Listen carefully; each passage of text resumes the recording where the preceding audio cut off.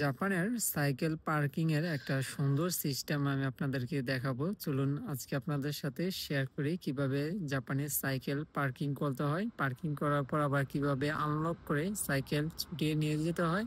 সম্পূর্ণ প্রসেসটা এই ভিডিওতে আপনাদের সাথে শেয়ার করব। এখন আমি চলে আসছি সাইকেল পার্কিং করার জন্য পার্কিং স্থানে। এখানে যে স্ট্যান্ডটা দেখতে পাচ্ছেন, এই স্ট্যান্ডের উপরে আমার সাইকেলের চাকাটা সামনে এটা তোলার সাথে সাথে কিন্তু আমার সাইকেলটা লক হয়ে গেছে। এখন আমি আমার সাইকেলটা তালা দিয়ে এখান থেকে চলে যাব। স্কুল শেষ করে প্রায় ৪ ঘন্টা পর আমি চলে আসছি আমার সাইকেলটাকে পুনরায় আবার আনলক করার জন্য। এখানে আপনি সাইকেলের সামনে আপনি লক্ষ্য করলে দেখতে পারবেন যে একটা নাম্বার আছে 14, 14 নাম্বার। তো আমার সাইকেলের নাম্বার হচ্ছে 14 নাম্বার। এই 14 নাম্বার দিয়ে এই নাম্বারটা দিয়ে আমি আবার পুনরায় আমার সাইকেলটাকে আনলক করে এখান থেকে ছুটিয়ে নিয়ে যাবো আর কি।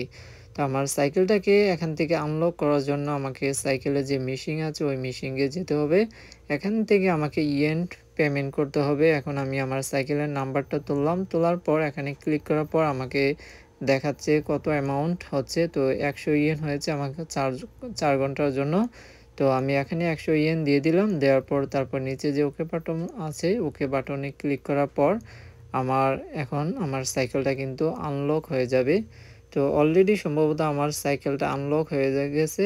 এখন আনলক হয়ে গেছে। এখন আমি যাচ্ছি যে আমার সাইকেলটাকে এখান থেকে লক থেকে ছোটানোর জন্য আর কি। তো এখানে আমি দেখুন এটা কিন্তু অলরেডি আনলক হয়ে গেছে। এখন আমি এটা ধরার সাথে সাথে কিন্তু আমার সাইকেল চলে আসবে।